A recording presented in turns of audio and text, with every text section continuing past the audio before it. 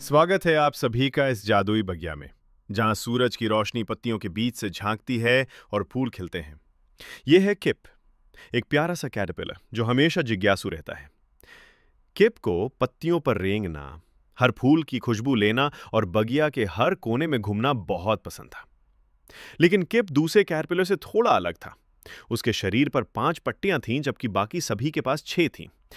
एक धूप वाली सुबह किप जब ब्लैकबेरी के पास खेल रहा था, उसने देखा कि बाकी सभी कैटरपिलर उसे देखकर हंस रहे थे और इशारा कर रहे थे। किप, तुम्हारी आखिरी पट्टी कहाँ है? क्या हवा में उड़ गई? शायद किसी कीड़े ने इसे ले लिया। किप ने अपनी आंखें झपकाईं। उसने खुद को देखा। 1, 2, 3, 4, 5। उसने धीरे से कहा। अब किप को अच्छा नहीं लग रहा था। वो खुश नहीं था, वो उत्सुक भी नहीं था। वो बस अलग महसूस कर रहा था। मुझे अपनी मिसिंग पट्टी ढूंढनी है, किप ने ठान लिया। और फिर किप ने बगिया में अपनी खोज शुरू कर दी। वो एक ट्यूलिप के नरम फूलों के नीचे देखता है, जहां मधुमक्खियां गूंजती हैं और हल्की हवा चलती है। लेकिन कोई पट्टी नहीं मिली। फिर उसने एक घोंघे के खोल में झांका। वहां सन्नाटा था, लेकिन कोई पट्टी नहीं मिली। किप ने हार नहीं मानी। उसने अपनी खोज जारी रखी, रंग बिरंगे फूलों और तितलियों के बीच। जैसे ही सूरज डूबने लगा, किप एक मुलायम तिपतिया घास पर लेट गया। उसने आकाश में टिमटिमाते तारे देखे और एक गहरी सांस ली। तभी एक हल्की पंखों की फड़फड़ाहट किप के पास आई। ये थी एक तितली, जिनके पंख चांदी जैसे चमकते थे। तितली उसके पास शांतिपूर्वक आकर बैठी। तुम इतने उदास क्यों हो छोटे दोस्त? तितली ने पूछा। उसकी पंखों से हल्की रोशनी छनक रही थी। किप, मेरी एक पट्टी खो गई है, किप ने धीरे से कहा।